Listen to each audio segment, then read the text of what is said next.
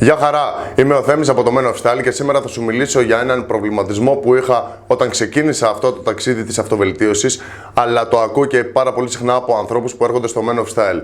Σήμερα θα σου πω τι να κάνεις όταν οι φίλοι σου δεν φλερτάρουν.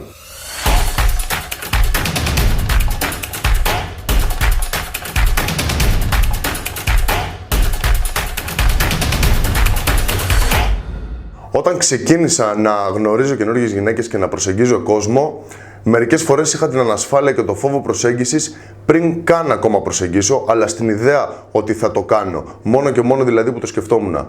Εκεί περίμενα την απαραίτητη παρέα να με στηρίξει σε αυτές τις σκέψεις και όχι απαραίτητα να με βοηθήσει, αλλά να μην με σαμποτάρει. Οι πιο συχνές φράσεις που άκουγα από τους φίλους μου όταν πήγαινα να προσεγγίσω ήταν «θα τις ενοχλήσεις», «θα μας κάνεις ρεζίλι» και άλλου τέτοιου είδους φράσεις, οι οποίες τελικά με καθήλωναν πίσω, δεν προσέγγιζα, όχι μόνο δεν με βοηθούσαν, αλλά με κρατούσαν σε μια στάσιμη κατάσταση που δεν ήθελα, και αυτό είχε σαν αποτέλεσμα, από ευγένεια και από σεβασμό προς τους φίλους μου, τελικά να παραμένουν στη θέση μου. Σίγουρα είναι από τις καταστάσεις που έχεις συναντήσει όταν βγαίνεις με παρέα και σε επιβαρύνει στο να προσεγγίσεις καινούριο κόσμο. Καταλαβαίνω ότι η παρέα παίζει πάρα πολύ σημαντικό ρόλο στη ζωή σου, και αυτό γιατί έχεις δεθεί συναισθηματικά, επειδή έχεις συνδέσει κάποιο χόμπι μαζί τους, κάποιο είδους διασκέδασης ή κάποιες αναμνήσεις που έχετε περάσει μαζί και αυτό σε έχει φέρει πιο κοντά με αυτούς. Η άποψή μου είναι, οι ανθρώπους που μεγαλώνουν μαζί είναι λίγο δύσκολο να συμβαδίζουν οι απόψεις τους καθ' όλη τη διάρκεια της ζωής τους. Είμαι 30 χρονών σχεδόν και αν είχα φίλους από το δημοτικό μέχρι τώρα, για να συμβαδίζουμε θα πρέπει να έχουμε εξελιχθεί και να αναπτυχθεί το ίδιο ή σε παρόμοιους τομείς και παρόμοια ενδιαφέροντα.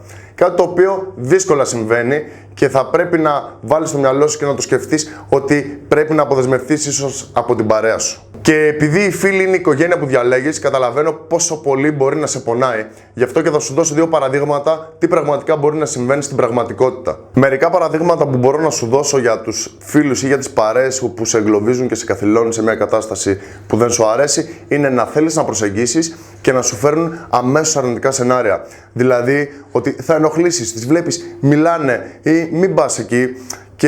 Ή να είναι πολύ δύσκολο που να πας τώρα εκεί και τελικά τι να κάνουν, να χαλάσουν όλο το σκηνικό ή όλο το πλάνο που έχεις στο μυαλό σου, γιατί μπορεί πραγματικά να προσπαθείς να σκεφτείς θετικά και να μην σε αφήνουν. Κάτι άλλο που μπορείς να παρατηρήσεις, όταν είσαι έτοιμος να κάνεις μια φιλόδοξη ή τολμηρή κίνηση, σου φέρνουν κάποια αρνητικά σενάρια με πρόσχημα ότι θέλουν να σε προστατέψουν. Γενικά προσπαθούν να περιορίσουν τις φιλοδοξίες σου για την εξέλιξή σου για αρκετούς λόγους. Μερικούς από τους λόγους θα σου πω αμέσως τώρα. Ο πρώτος λόγος είναι ότι μπορεί να μην έχουν το θάρρος να κάνουν αυτό που θέλεις να κάνεις. Ο δεύτερος λόγος είναι ότι μπορεί να θέλουν, αλλά να μην ξέρουν τον τρόπο.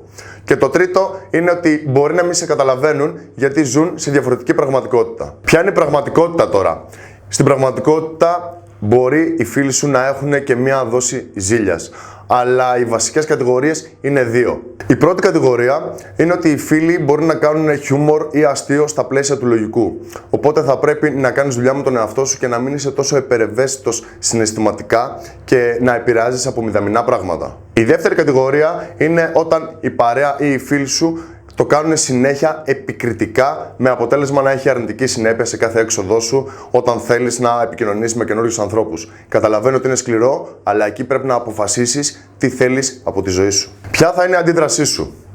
Συνειδητοποιώντας ότι οι κοινωνικές σου δεξιότητες καθορίζουν τη ζωή σου, θα πρέπει να αντιδράσεις σε αυτό. Αρχικά, το πρώτο πράγμα που σου προτείνω να κάνεις είναι να πεις στους φίλους σου ότι σε ενοχλεί και να το διακόψουν. Το δεύτερο πράγμα, αν τελικά δεν το δέχεται κάποιος από την παρέα σου ή από τους φίλους σου, θα είναι να μείνεις μόνος σου. Καταλαβαίνω ότι είναι λίγο δύσκολο, αλλά μείνε μόνος σου και πολύ σύντομα θα βρεις ανθρώπους που θα έχετε τους ίδιους στόχους. Κάτι το οποίο συμβαίνει με τους άνδρες που έρχονται εδώ. Πολλοί έρχονται με αυτόν τον προβληματισμό, γι' αυτό έκανα και αυτό το βίντεο, και εφόσον έρχονται εδώ πέρα, γνωρίζονται και κάνουν φοβερές ανδροπαρέες. Ήμουν ο Θέμης από το Men of Style και σε αυτό το βίντεο σου είπα τι να κάνεις όταν οι φίλοι σου δεν φλερτάρουν. Και να μην ξεχάσω, κάνε subscribe στο κανάλι μας. Γεια χαρά!